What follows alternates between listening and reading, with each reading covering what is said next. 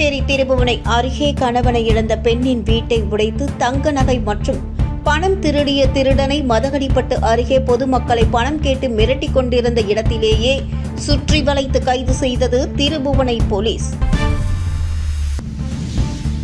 புதுச்சேரி திருபுவனை காவல் நிலைய பகுதிக்கு உட்பட்ட கலிதிர்த்தால் குப்பம் மணவெளி தெருவில் வசிப்பவர் கணவனை இழந்த அருண்மொழி என்ற பெண்.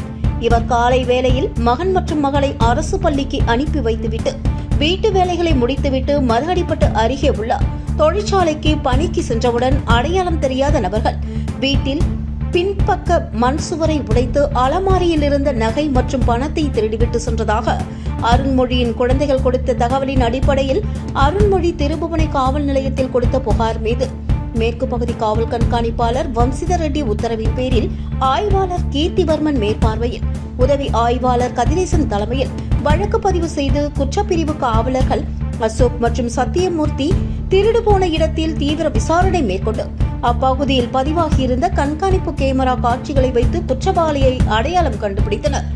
அதே வேளையில் மதகடிப்பட்டு மதுபான கடை அருகே வாலிபர் ஒருவர் குடித்துவிட்டு பொதுமக்களை பணம் கேட்டு மிரட்டுவதாக வந்த தகவலை அடுத்து அங்கு விரைந்து சென்ற உதவி ஆய்வாளர் கதிரேசன் தலைமையிலான காவலர்கள் குற்றவாளியை சுற்றி வளைத்து கைது செய்து தீவிர விசாரணை மேற்கொண்டனர்.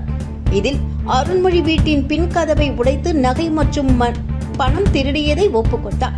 மேலும் அதே பகுதியில் நடந்த மற்றொரு திருட்டு வழக்கு குறித்து அவனிடம் விசாரித்து வருகிறார்கள். தமிழகம் மற்றும் புதுச்சேரியில் இவர் மீது 11 திருட்டு வழக்குகள் நிலுவையில் உள்ளதும் தெரிய வந்துள்ளது. அதனைத் தொடர்ந்து நீதிமன்றத்தில் அவனை ஆஜர்படுத்தி பலே திருடனை சிறையில் அடைத்தது திருபுவனை போலீஸ்.